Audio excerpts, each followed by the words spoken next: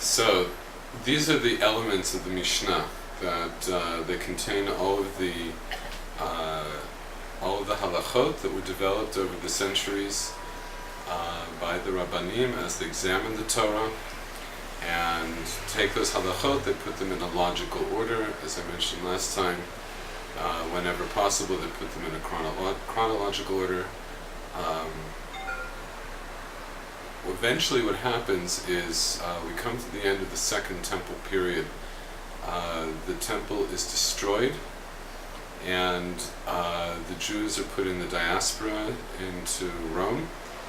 But just before the fall of Jerusalem, Rabban Yochanan ben Zakkai, who's the head of the Sanhedrin, strikes a deal with Vespasian, who's leading the Roman camp. He's going to be leading the Roman siege on Jerusalem. He strikes a deal with him, and as part of the deal, he's allowed to hold on to his students, and they do not have to go into the diaspora. They're allowed to stay in Israel, but not in Jerusalem. They have to go to a different place. The Romans let them go to a place called Yavne, near the coast, and the rabbis call the place where they go to Kerem B'Yavne, literally the vineyard of Yavne.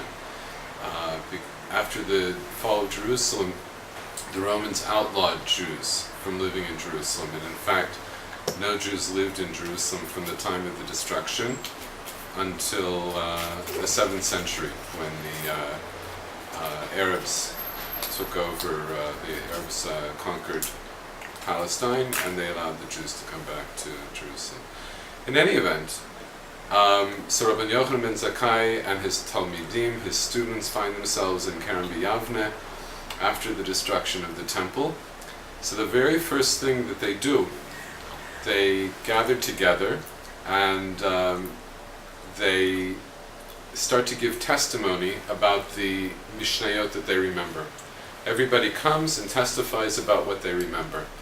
And in fact, this turns out to be probably the first Masechet of Mishnah, the first formalized Masechet of Mishnah that comes to be written down.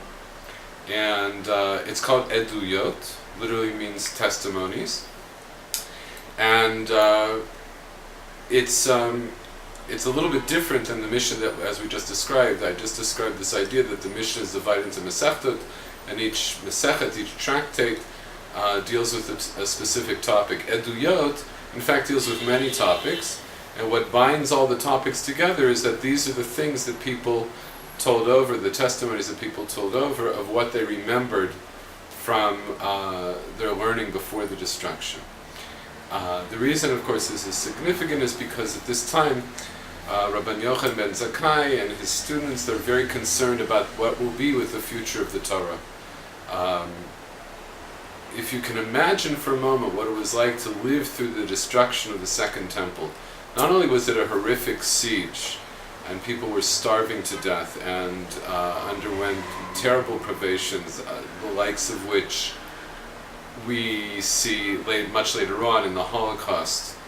But more than that, if you can imagine, when the temple is destroyed and Jerusalem falls and the people then are put into the diaspora, so what would you think? If you're a Jew at that time, you would think that's it, that's the end of the Jewish people. Because this is what happened in the ancient world.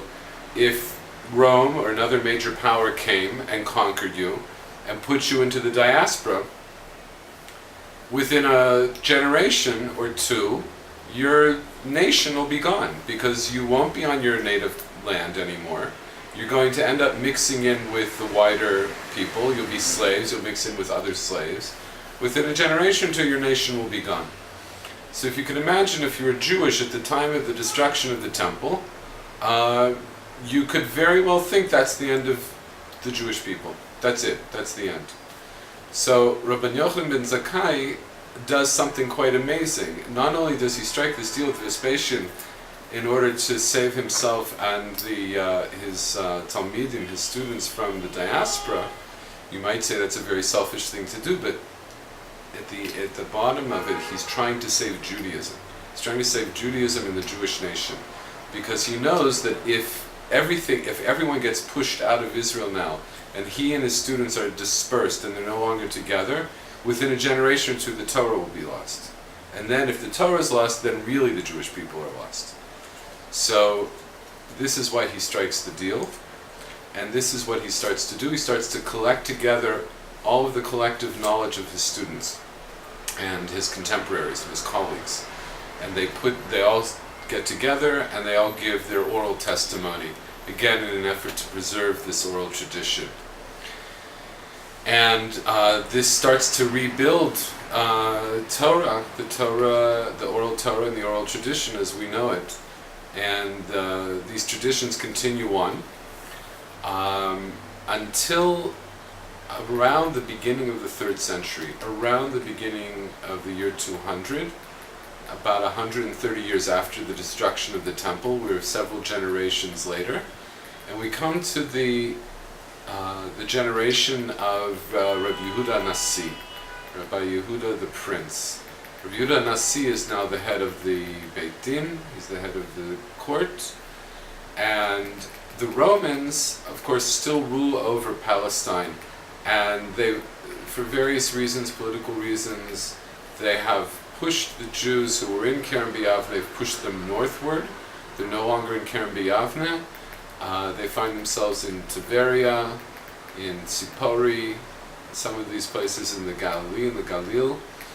And Rabbi Yehuda Nasi and his Beit Din feel that they can no longer rely anymore on the oral transmission of the Torah. That there's so much pressure and people are being pushed around so much that they're afraid that the whole oral tradition may be lost.